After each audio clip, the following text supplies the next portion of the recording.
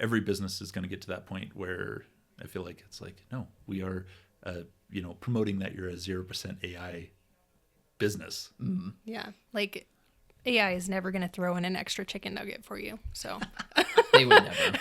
But Shayla would. I would. Of course Shayla would. No one would pay. If Shayla was there. No, I'd be giving out food for free. This is the Off the Break Podcast, your podcast dedicated to current movie theater news, operations, and insights from the people that book the movies. Happy Valentine's Day, everybody, and welcome to Off the Break Podcast. Welcome back. 3 wide releases on the same weekend. Yep. Nice. And they're all, as we said before, but they're all different, all for different audiences. It's a good mixture of different genres. I think it's going to be a good weekend. Yeah. Next 4 weeks for films, it's like something different.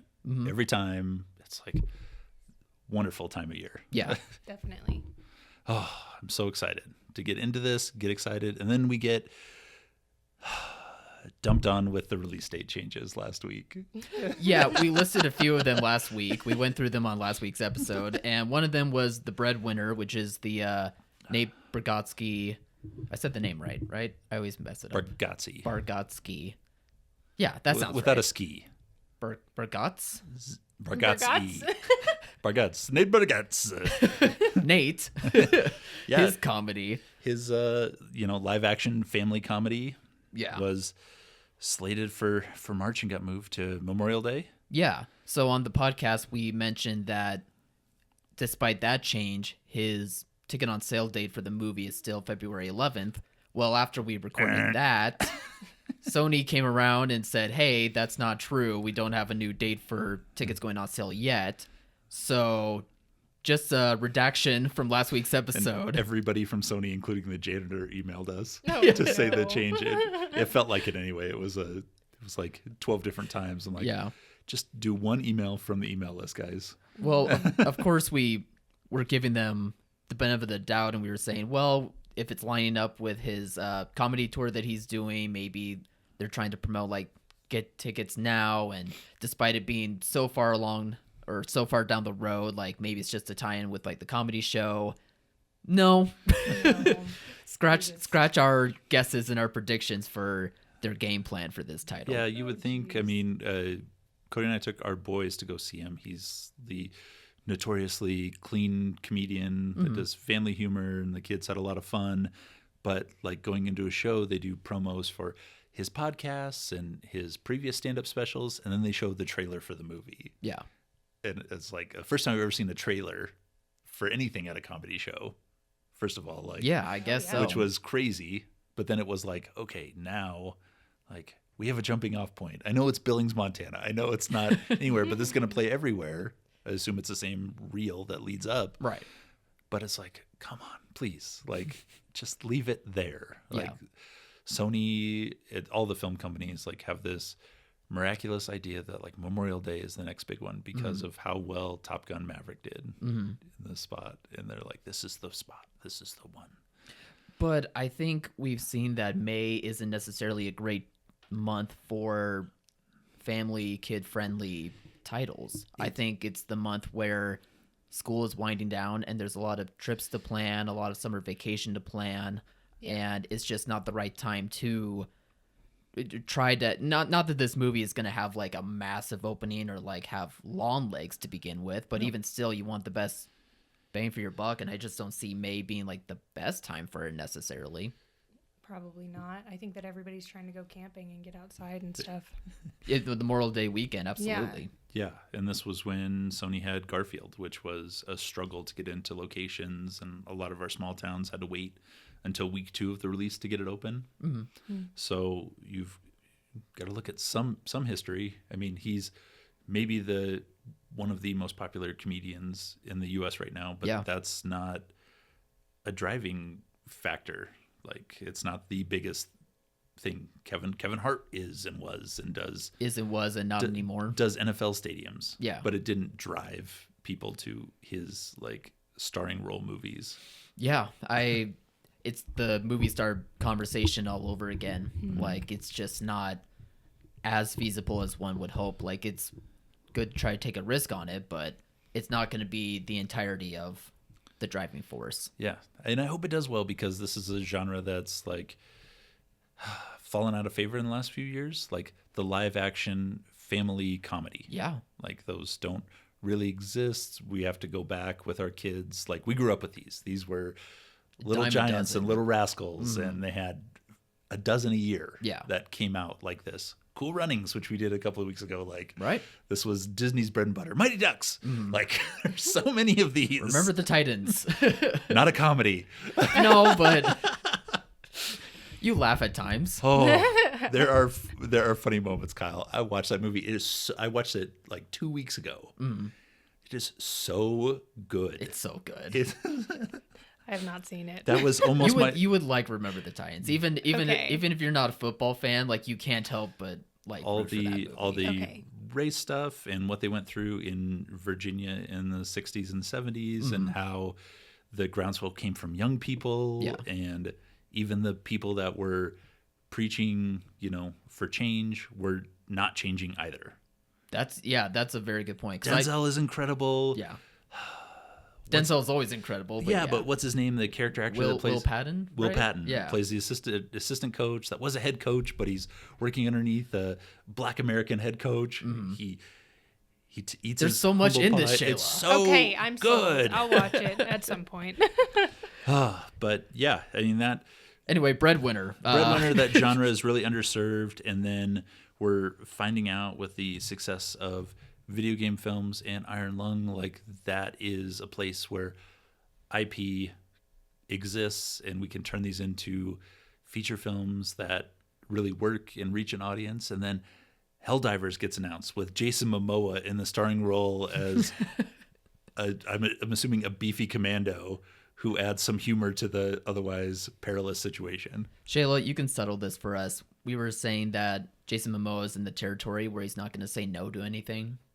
Do you think that's true? I don't think so. I just listened to his Smart List podcast, and he's actually doing some really good things and like choosing his own projects to work on. Well, So- that's good. Yeah. Yeah. No, he wants to do more comedy stuff, is what I've heard. Okay. So I think that's great. yeah, I think it's awesome. It's almost like the Hemsworth route that he did in the mid-10s, where he just was in a string of comedies that maybe weren't like the best comedies, but he was like the shining part of it. Yeah. Yeah. It seems like Momoa could be going that route based on what you said. Yeah.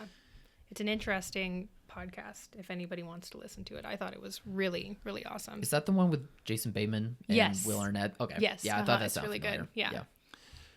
Yeah. I just want more of this. I want more creativity. It's Sony, or it's PlayStation, so I'm assuming it's a Sony release, but I would love to see Sony these adjacent. built independently and then auctioned off to the highest seller, highest bidder, so we get more competition. Yeah. Or I'd like to see them be released independently like Iron Lung was and see what happens. Yeah, that rocked. I That just was hope awesome. I just hope that they keep being cinematic, because I think video games right now, a large reason why video games are as popular as ever is because so much has changed in video game medium that they're becoming storytelling in of themselves. It's not just one-on-one fighting games necessarily. Like, there's a whole arc and there's a story and with like emotion to it, and I think you can't just replicate like the aesthetics and the beats of what goes on with like a fighting game such as Helldivers by the sounds of it, but you also have to make sure the story is just as good. Or it Yeah. has to be so over the top like Mortal Kombat was that it just resonates with the audience on like a deep level where it's like, that's what I wanted to see. Right. I don't want the character development. I want people getting their spines ripped out. Like, and that's if that's what the audience wants, you have to dive into that deep, because Mortal Kombat was not about, It's not a story game. about deep mythology and stories. If it No. was, it didn't transfer to anyone. It was like, what are the button combinations I have to push Right. to remove this guy's eyeballs?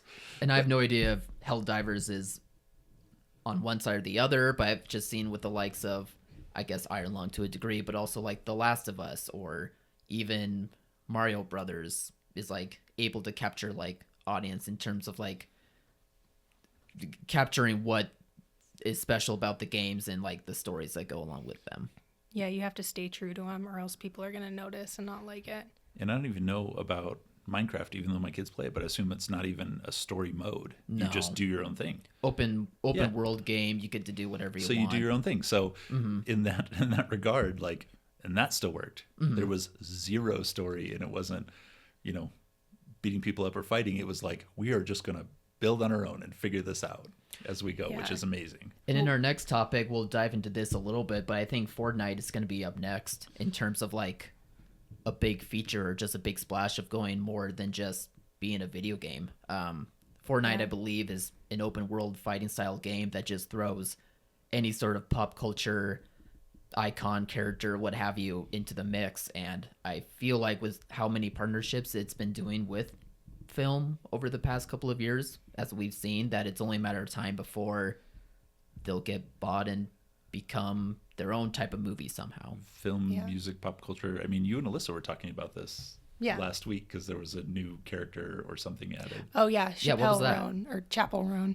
Oh yeah. Yeah, and they did a really good animation on that with like embroidery, and I think that the artists have a say in like what the final outcome is and everything, which is really cool. Oh, like whoever gets to be put into the game gets to Yeah, help out with like the design of it and stuff. yeah, has some say in it. Getting Kyle to Google this now. He's going to come up with some inappropriate image on the podcast. No. They're still upset about the Grammys dress. She's got it a must be fire. this one then, She's got a right? fire sword. Yes, but there's a whole intro to it. Oh, like a video? Well, we don't have time for that. Which I've never played Fortnite, but I don't know. But it's like those movies that they have, like Minecraft, where it's an open world. There's not much of a story. I think you can put your own script into that and everything. But like I used to play World of Warcraft a lot. And when I watched the World of Warcraft movie, I was so confused because there's so much story in World of Warcraft. Yeah. And they used none of it. I was like, what is happening here? But as like a fan of Chaperone, you at least talked about it, but there may be a point where you're like, I'm bored on a Saturday. What is this thing? Yeah. You may look at it. You may take the dive and download it or play it just to see, like, I just want to play as her. Yeah, definitely. So, for sure. It's crazy the crossover we have now. And when we have something like Iron Lung, like Wuthering Heights is gaining, pop culture significance going into this weekend. For good and for bad. Yeah. But we get these things and it's like, it becomes part of the national dialogue.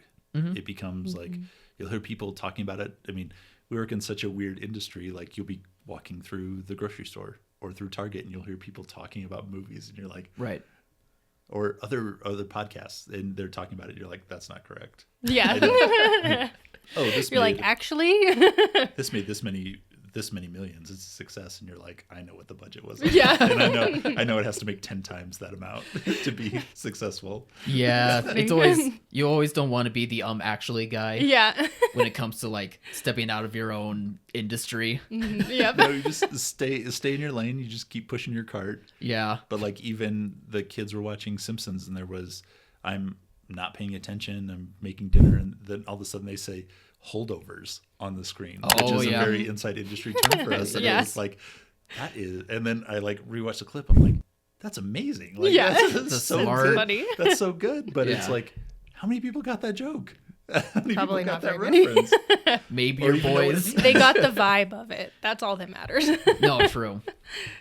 It was like kids rewind that and they're like, Dad, they said holdovers. Is that true? And I'm like, let's listen to it again. I knew And I'm they like, would catch on to it. That is Yeah. 1000% true. Yeah. That's funny. So I guess speaking of industry talk, how about we talk about Disney's new CEO hire? It's a guy who used to run the theme park division named Josh D'Amaro. This sounds a lot like Deja Vu because Bob Iger was the CEO of Disney for a long time till he stepped away in the 2020s, early 2020s. And then Bob Chapstick jumped in. Chapek, yes. How do we not come up with that nickname sooner? That's a good one. And he I would like to run Disney. was terrible. Oh, no. He was not good, so much so that he literally got locked out of Disney headquarters and they hired back Bob Iger. I think that's a true story, actually. I Oh, think my gosh. he was supposed to come for a meeting, but they locked the doors on him. He was not. he was great with the theme parks, but when it Yeah. came time to deal with creatives and the long-term planning and things of that nature, and then having to deal with creatives and long-term planning and budgets and things like that, it was like, we're just not doing this. He was not cut out for it. So yeah, the search for a new CEO was happening these past couple of years. Bob Iger was back and running things, and they decided to pivot to a theme parks guy once again. So Interesting. yeah, just feels like deja vu. Some things that he pointed out with his initial thoughts when the hiring first got announced is that for him, he's predicting that gaming and interactivity are going to be the key strategic priorities for Disney moving forward, including wanting Fortnite, as we were mentioning previously, to be like a big avenue for anything Disney related, from like film premieres to booking vacations. And of course, the last sad one being that they are going to look into like pushing AI generated content as well. And there was a mixture of saying like, oh, Disney's going to remain the status quo about being creator driven, about, all of our big IPs, yada, yada, going to be a major player into things. I don't know. I just don't know anything about this guy, obviously. And these are just a few things that we can go off of. Disney spent some crazy amount on AI like 6 weeks ago. So Yeah. it's going to be everywhere, and it's going to take the industry as far as the creatives, the actors, and then at some point it's going to fall to the exhibitors to say, we're not doing this. We're not playing this. Yeah. To stand up for what's built our industry. Yeah. Was creativity and artistry and those things. You don't think of that when you think about all these video game movies we've been talking about this whole time, the artistry of them, but it's art Yes, that's it been is. created. Yeah. So it's just going to take all of us, and it's going to be a death by 1,000 cuts until somebody stands up and pushes back enough to where they're like, okay, this is one industry we don't touch with this. So you're saying we may need to prepare for a lot more battling when it comes to things AI than we may have predicted. Yeah, I mean, just like we're walking into having to promote our own movies, which, 20 years ago, no one ever thought they would have to promote a movie. Right. Because it was on television. Yeah. And everybody watched the Kansas State game. And then they saw the ad for this. And guess what? Crazy. Like, they were on the McDonald's bags and the toys your kids got. And now that's not as much of a thing. Like, you have to actually generate your own advertising for the movies that are coming into your theater. But things are going to change. But it's not coming for us immediately. I mean, you're going to see fully autonomous McDonald's and gas stations and, God forbid, hospitals, things like that before we see it in movies, because those are bigger revenue centers. I hope that's true. I think it's easier to put it into movies because everybody has generative AI at their fingertips right now with a small fee. And I think they're going to push it into our media before they push it into what we actually rely on, which is conspiracy theorists, but whatever. And I just always saw movies as like, it's fun, but it's not a huge revenue driver for these huge corporations. Yeah. Where they'd rather see AI like build a toaster and then sell it to you and ship it to you and plug it in your house for a fee and then charge a subscription fee so it can listen to you. Well, the subscription fee part is true. I mean, that's true, but it's also media messaging and stuff. That's a huge source of revenue. So I think it is important. I think we give it less credit than people do give it credit for. I also, maybe I'm a conspiracy theorist now myself. But I also feel like these big faceless corporations would rather our media become faceless themselves rather than I think they would rather like let media be like its own auto-generated thing while we have to be doing like other banal jobs, hard labor type jobs. I don't know, maybe I'm like a conspiracy theory pessimist, but no, because AI does not have morals. It doesn't have human experience. Like, it can easily push something that, maybe an actor wouldn't. Like, actors do have their own opinions. Yeah. So. I mean, Tom Cruise, we're able to have Top Gun Maverick and all the Mission Impossible movies because of him. I think Tom Cruise is one step away from an AI generated person. So If you've seen the last movie, So smooth. I have more wrinkles than Tom Cruise. It's just so smooth. I can't afford the doctor, but I'll take the Venezuela knockoff doctor that does whatever the same things are. Just we're going to Mexico. well, to go further than that. Yeah.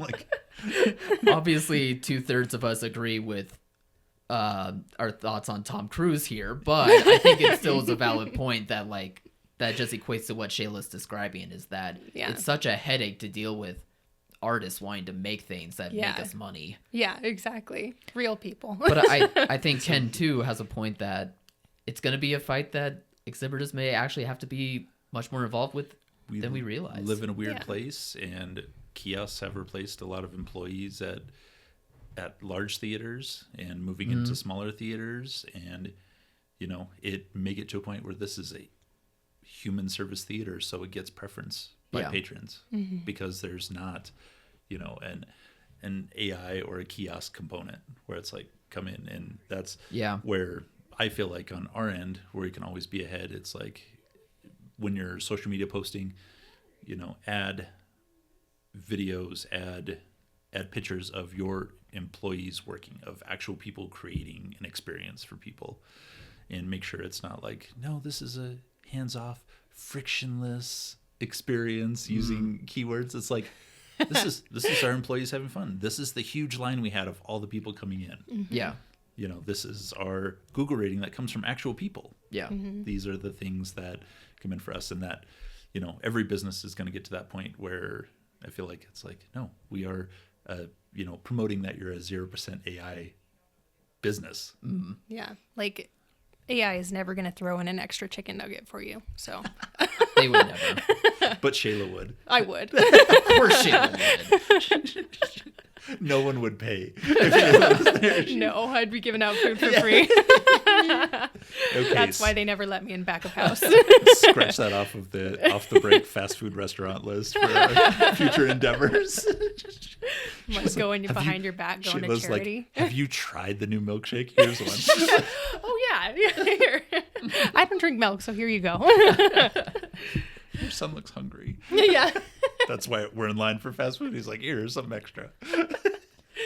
But I think it's a good point. Like, you still should try to make this a human industry as possible. I mean, I was watching Crime 101 yesterday, and I got my ticket at the ticketing booth, and the lady saw my name when she was scanning like my app or whatever, and she kept saying my first name as like she was handing me a drink or something. I was like, it's nice that you noticed that. Yeah.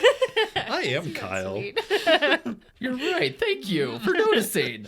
He's like, he's remembering his name is Kyle. It's like, oh right. I guess by the fourth time it did feel like I had dementia or something. They were like, yes, Kyle, welcome back. I am Kyle.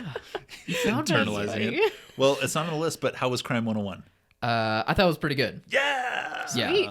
Yeah. I think you would really like it. I should have pushed for you harder to come with me, actually. I feel bad about that. But I think you would have dug it too. Oh, man. I think it's a bit too long for its own good. Like, not that the pacing is bad, but it's just a bit too long in the tooth. But the actors put their A game in.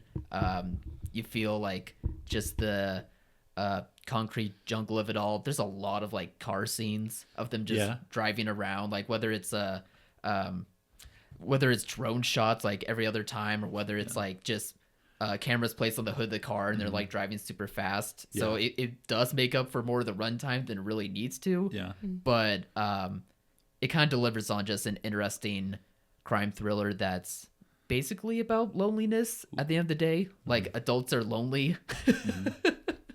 So it's not like the happiest of stories.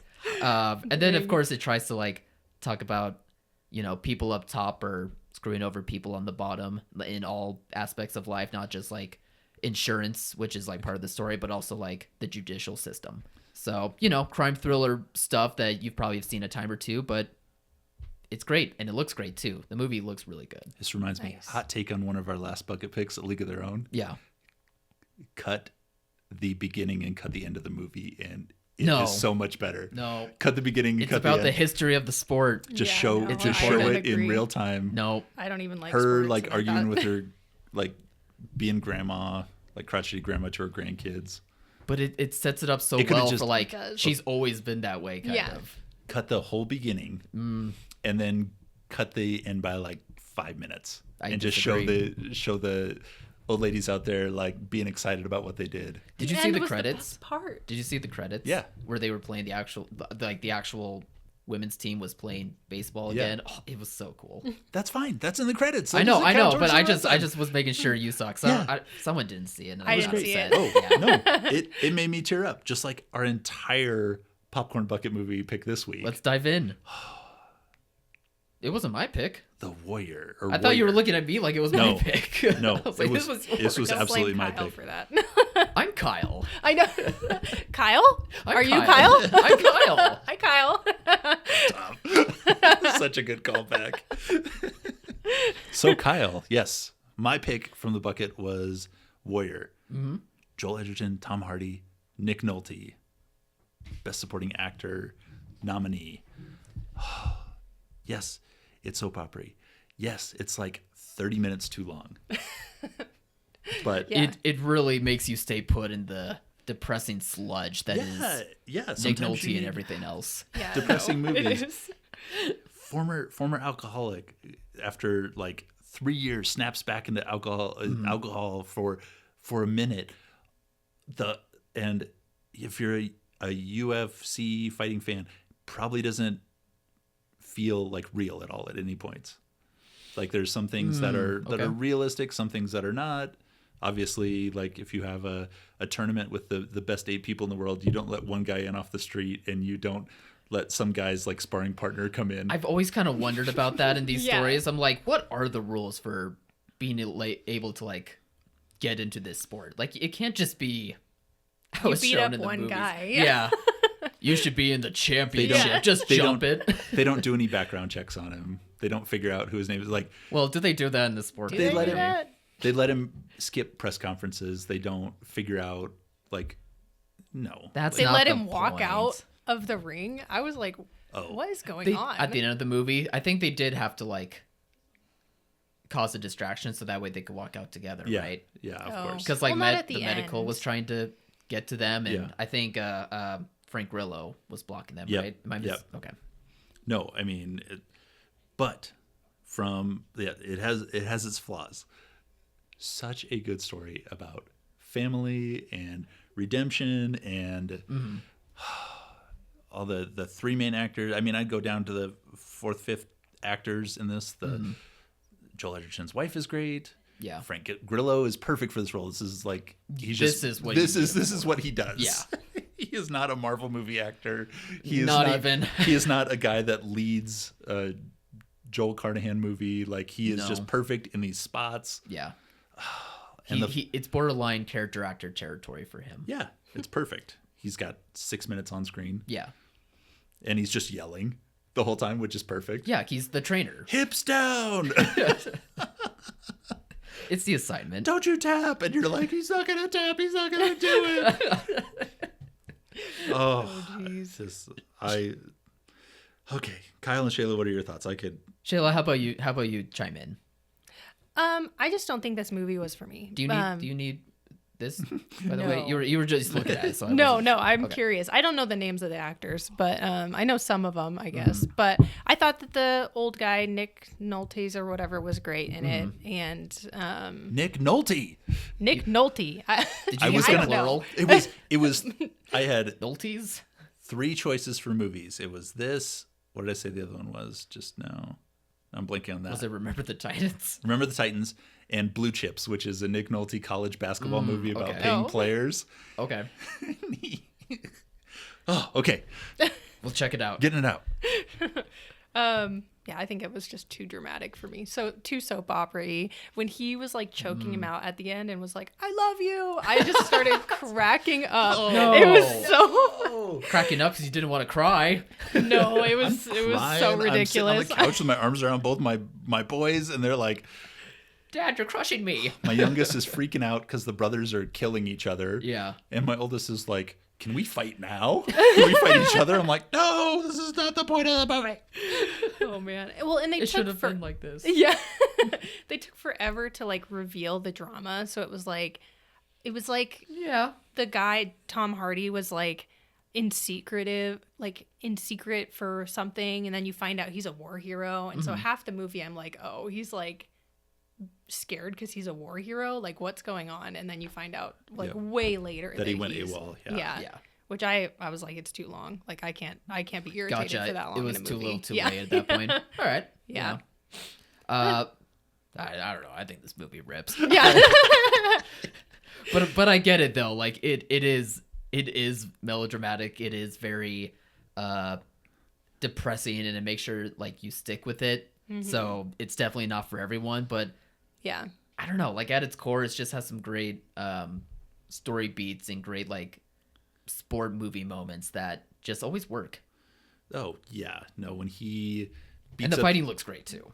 Yeah, no, they got the cameras like in there and showed it really well. But God, when he all the fights, I mean, but he is just a menace. His Tom Hardy's traps are so big in this movie. They could be their own contestant in the fight. Yeah. He looks so much bigger. They have like Kurt Angle from WWE in there, and he's the biggest, meanest, baddest guy on the planet. And he looks like Tom Hardy's little brother. Like Tom Hardy is juiced to the gills in this. I miss this era of Tom Hardy. Like the way he was building his body was just crazy to witness at like the peak of his career. Yeah, they're all in the same weight class. Yeah, right. Well, I mean, they're all 5'9". Right. In that regard, maybe it's the height. But the Hardy, toughest guy on the planet that's under 5'10". Yeah. It's a little less believable with Edgerton, but I guess like that's the underdog point of it all too. Yeah, I didn't believe that either. I was yeah. like, T1? What are we talking about here? But he and Hardy like doing the fighting, squaring off against each other. Desperate man, just, the principal story, who the principal's on his side. Yeah. Like, you sit down and you say, yes, sir, no, sir. We're going to get through this. Yeah. And he is great. What is his name? From the Transformers movies. He is awesome. Here, I can let you Character scroll actor. through it. Yeah, Kevin Dunn is great in all those little like character roles where he just pops in and out, and he's funny without being funny. Like he just has that look about him. Right. Yeah. What's the HBO show he was just in? Oh, why am I spacing on the name? Succession. Was he in Succession? Yeah. He was. Kevin Dunn? Yeah. He was? Yeah.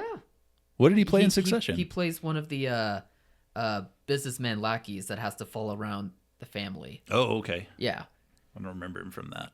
I mean, you remind me of Transformers because that's just been so long ago for me. He's such a dad. He's such a... No, it is a good... He's such a dad. Even in this movie, he's like being the paternal figure to him. Do you recognize him, Shayla, from anything? Definitely. Okay. I think Transformers. Like that's it. That makes sense.